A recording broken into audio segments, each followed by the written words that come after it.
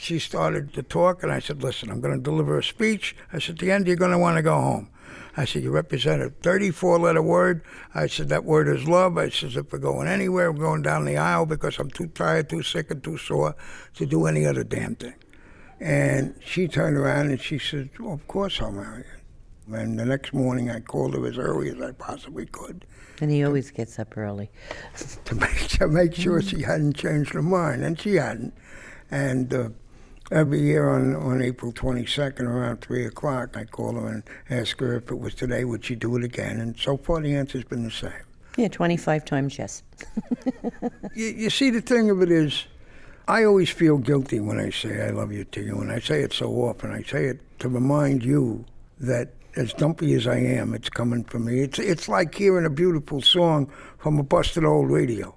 And it's nice of you to keep the radio around the house. If I don't have a note on the kitchen table, I think there's something wrong. You write a love letter to me every morning. Well, the only thing that could possibly be wrong is I couldn't find a silly pen. To my princess, the weather out today is extremely rainy. I'll call you at 11:20 in the morning. It's a romantic weather and report. I love you, I love you, I love you. When a guy is happily married, no matter what happens at work, no matter what happens in the rest of the day, there's a shelter when you get home. There's a knowledge, knowing that you can hug somebody without them throwing you downstairs and saying, get your hands off me. And being married is like having a color television set. You never want to go back to black and white.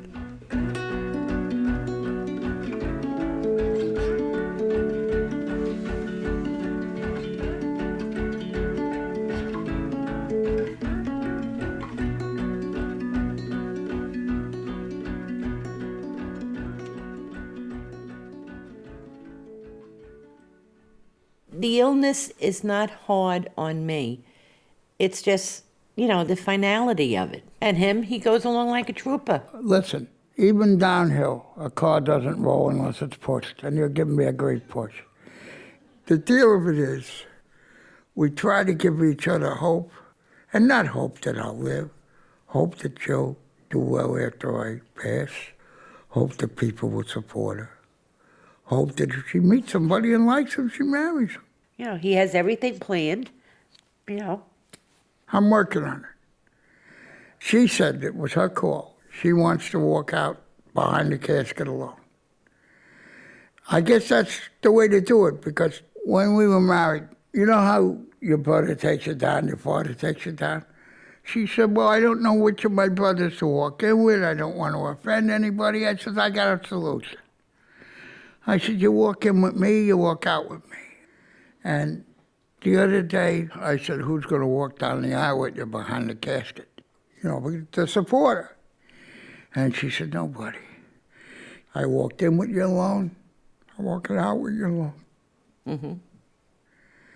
There's a thing in life where you have to come to terms with dying. Well, I haven't come to terms with dying yet.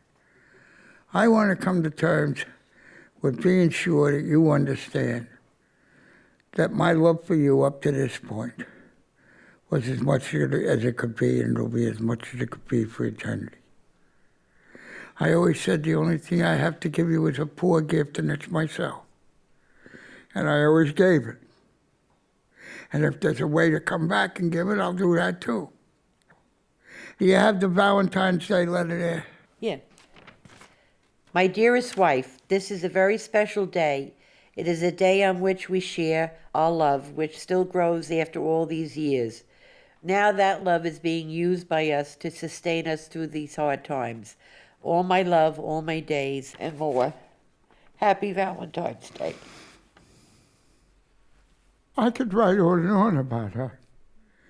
She lights up the room in the morning when she tells me to put both hands on her shoulders so she can support me. She lights up my life when she says to me at night, wouldn't you like a little ice cream? Or would you please drink more water? I mean, those aren't very romantic things to say, but they stir my heart. In my mind, in my heart, there has never been, there is not now, and never will be another Annie.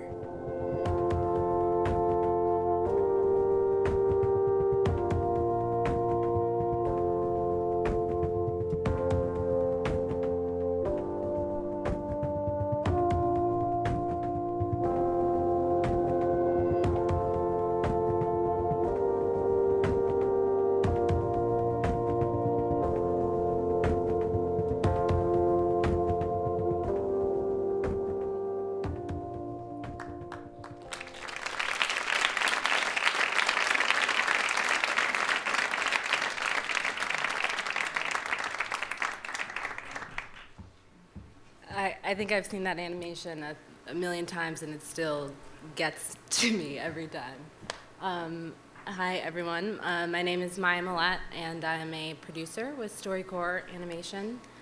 For those of you who are unfamiliar with Storycorps, we're a national nonprofit oral history organization. And our mission is to provide people from all backgrounds and beliefs with the opportunity to record, share, and preserve the important stories from their lives. Storycorps, we're actually located right here in Brooklyn, down the street at Hanson, South Portland. And of the over 50,000 interviews we've collected since we first opened our first recording booth in Grand Central Terminal in 2003. Many of the voices that populate our archives, of course, come from New Yorkers. And many of those New Yorkers are Brooklynites from Brooklyn, like Danny and Annie Peraza, whose story you just heard and saw. Annie still lives in Brooklyn, and she still receives fan mail from people who are touched by she and Danny's love story. I actually mailed her some letters the other week. I think that Danny and Annie's story and their voices are just indicative of and representative of the rich and varied and dynamic community that make up Brooklyn. So if you want to watch any of our other animations, we've produced 20 total since we started making these in 2010. You can take a look at our website, storycorps.org. Thank you, and I hope you enjoyed it.